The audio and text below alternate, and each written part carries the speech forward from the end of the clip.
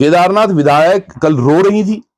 शाम को जब हम आपदा ग्रसित क्षेत्रों से वापस लौटे हैं, यकीनन बहुत बुरी हालत है, त्रासदी त्रासदी और त्राहिमाम हो रहा है। उसके ऊपर मैं जब घर पहुंचा तो देखा एक विधायक का वीडियो जिसमें वो रो रही हैं। क्या जताना चाह रहे हैं आप रो के? या क्या काम ऐसा है जो आप कर नहीं पाए? या अपनी नाकामियों को, अपनी सरकार की नाकामियों को छुपाने के लिए वो आंसू निकल रहे हैं? या कोई हमें प्रश्न न पूछे, या कोई हमारी जिम्मेदारियों पर प्रश्न न पूछे, इसलिए पहले रो दो। क्योंकि आदमी जो परेशान है वो बोलेगा, अरे यार ये तो रो रही है, इससे क्या पूछा जाए। अरे आप भारतीय जनता पार्टी में ही पिछले कई वर्षों से महिला मोर्चा की अध्यक्ष है, यानी कि सबसे स्ट्रांग महिला हैं आप। और आप अगर जनता के बीच में जा रहे हैं, वहां ढांढस बनाना आपको जाना था, आप वहां जाकर रोकर आ रही हैं। और तमाम टीवी चैनल, तमाम ये जो न्यूज चैनल्स हैं वो भी देख रहा हूं मैं।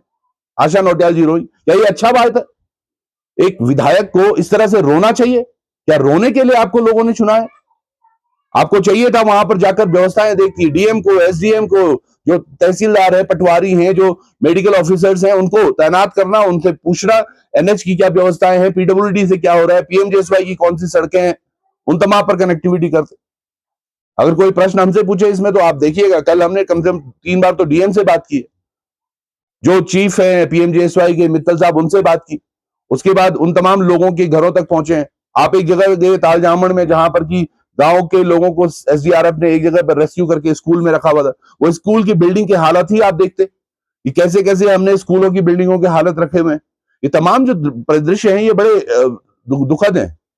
जहां आप गए उसके ऊपर ही तोक में तालजामण के ही कुछ लोगों को छोड़ दिया गया, उनके बारे में कोई सुध लेने वाला नहीं। जोला हो गया, उछोला हो गया, एक ऐसे गांव जहां तक कोई पहुंचा ही नहीं और उनकी कोई बात ही नहीं कर रहा है, वहां भी बड़ा नुकसान हुआ है। बड़ेत और डूंगर में रात लोगों ने कैसे काटी है उसके बारे में कोई संज्ञान नहीं। या केवल 2 आंसू डालने से चीजें ठीक हो जाती है क्या? ये सोचना होगा हमें।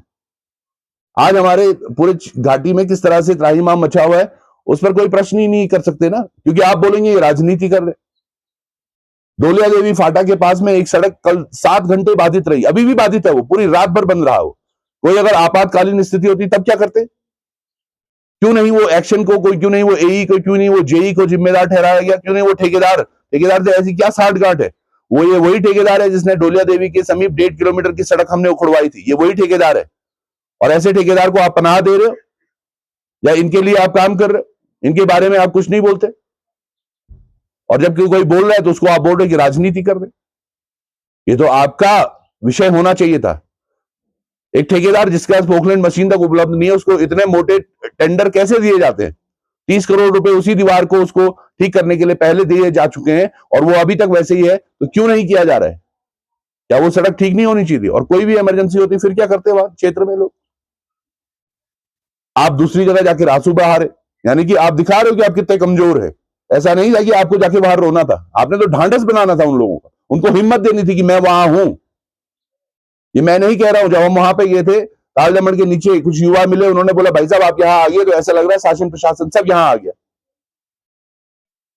आज चाहिए आप एक मजबूत विधायक के रूप में हैं, आप एक प्रत्याशी, एक मजबूत प्रतिनिधि है क्षेत्र की।